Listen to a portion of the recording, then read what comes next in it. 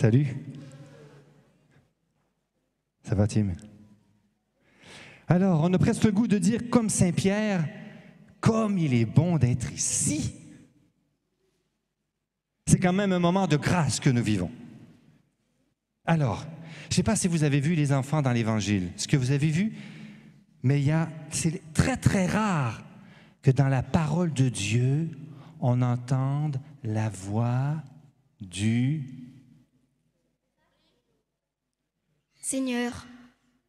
Et c'est plus précis que ça, la voix du... Oui. De Dieu. Oui. Qui?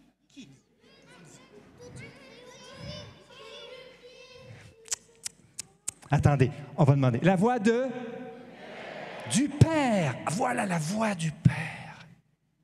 Le Père qui parle. Oui, après Timothée, ce ne sera pas long. Le Père qui parle, il y a Jésus, le Père qui parle, et il y a une troisième personne qui va arriver. Ah. Mais pas sous une forme comme d'un être humain. Quelle est donc cette troisième personne? Les théologiens peuvent me le dire parce qu'ils le savent très bien. C'est pas un ange. Et il est écrit, il est dit, il y a la nuée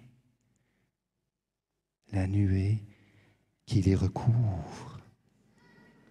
Ah, la nuée qui les recouvre. La nuée, c'est le signe de la troisième personne de la Trinité. Et vous l'avez dit.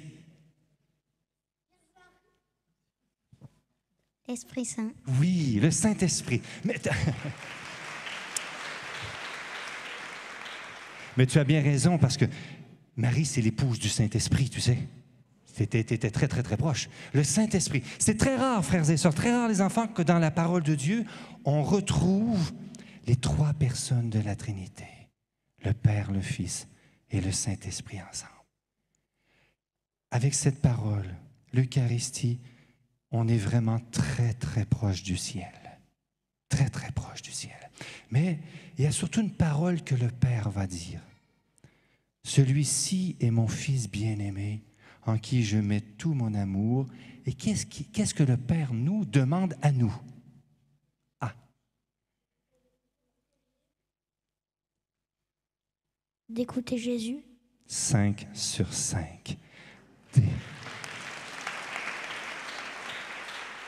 Écoutez Jésus.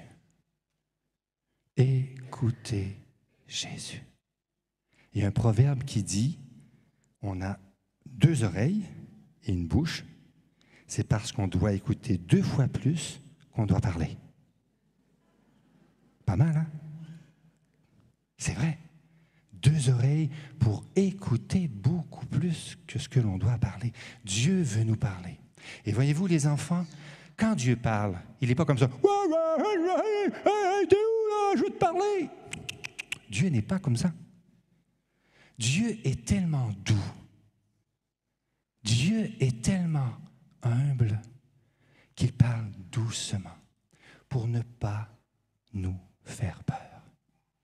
Parce que Dieu est doux et humble. Après Timothée, après. Parce que Dieu est doux et humble de cœur. Il s'approche de nous toujours dans la douceur et l'humilité.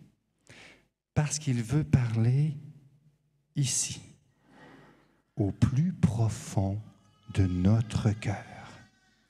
J'aimerais, les enfants, qu'on écoute un petit refrain maintenant pour qu'on regarde l'humilité de Dieu et qu'on laisse ce chant descendre dans notre cœur, nous faire descendre dans notre cœur pour aller à la rencontre de notre Père. Chut. Et on va fermer ses yeux tout simplement.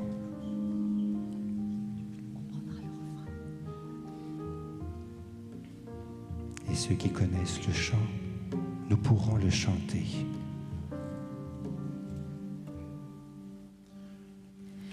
Regardez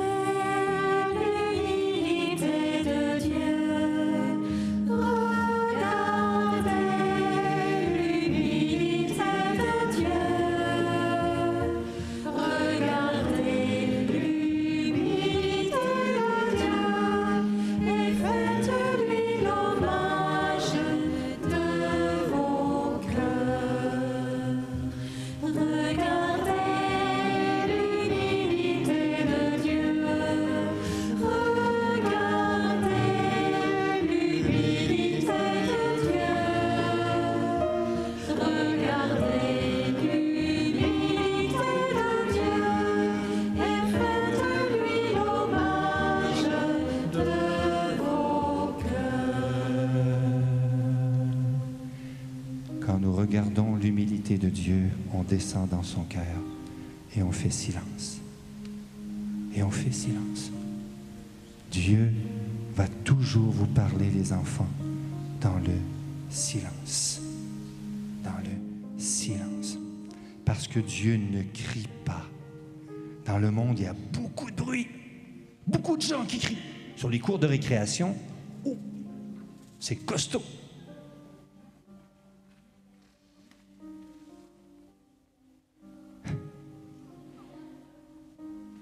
Ouais, il y a beaucoup de monde qui crie dans le monde, c'est vrai. Il y a beaucoup de bruit, mais Dieu, quand on veut s'approcher de lui, c'est dans le silence, les enfants.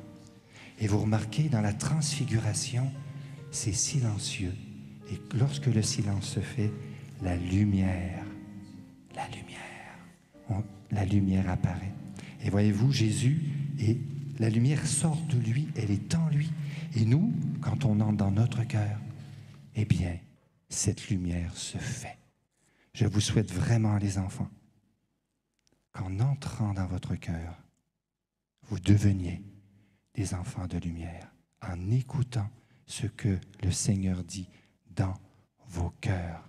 Dieu veut nous transfigurer par l'intérieur et non pas par l'extérieur.